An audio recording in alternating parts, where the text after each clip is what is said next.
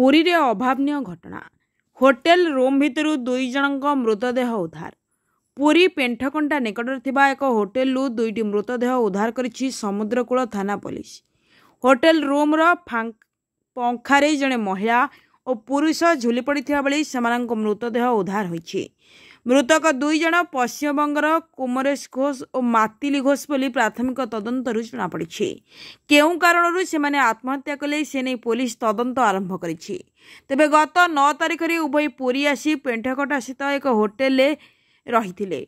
Puri SP Pinaka मिश्र सूचना अनुसार Chakratirtha road अंचल एक होटेल एक रूम रे रहुतबा दुई जन को होटेल कर्मचारी जोगाजोग करने चेष्टा करथिले मध्य दीर्घ समय हेबो कोनोसी उत्तर न मिलिबारु होटेल मैनेजर पुरी सी बीच पुलिस स्टेशन को खबर देथिले। परे पुलिस जाई तदंत आरंभ करिथिला। आईन अनुसार जने मजिस्ट्रेट को आमे उक्त स्थान को डकाई होटेल रूम रो कबाट भंगा जाइथिला। आम पुलिस टीम रूम भितर प्रवेश करथिले। तेबे रूम भितर जने युवती और युवकक मृतदेह फंकारे झुलुथबा अवस्था देखा मिलता। Report Odisha digital news. आज गोटे होटेल रे चक्रतीर्थ रोड रे गोटे होटेल रे गोटे खबर मिलता हमको जे गोटे रूम रे रेस्पॉन्स दौना जो मैंने ऑक्युपेंट अच्छा से रूम रो गेस्ट जो रेस्पॉन्स आसी ना से मैनेजर कांटेक्ट करथिला हमर सी बीच पुलिस स्टेशन को। सी बीच पुलिस स्टेशन जाई कि प्रथमे इंक्वायरी करथिले।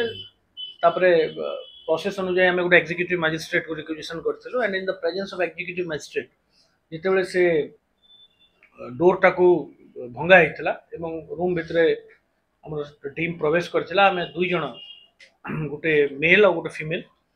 The age of male is around 30 years 30-35 वर्ष गोटे युवक एवं 25 ରୁ 30 वर्ष गोटे जड़े युवती तांकर झुलंता मृतदेह ठाब कराइला। समस्त प्रोसीजर फॉलो करी झुलंता मृतदेह आम जबत करथिलु।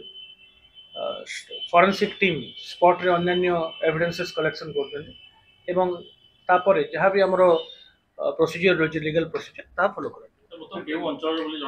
आपातत आम प्राइमा फेसी जहाँ जापरचु जे दुहे पूर्व बर्धमान जिला वेस्ट बेंगल रो एवं दुहे आखपाखर गाँ।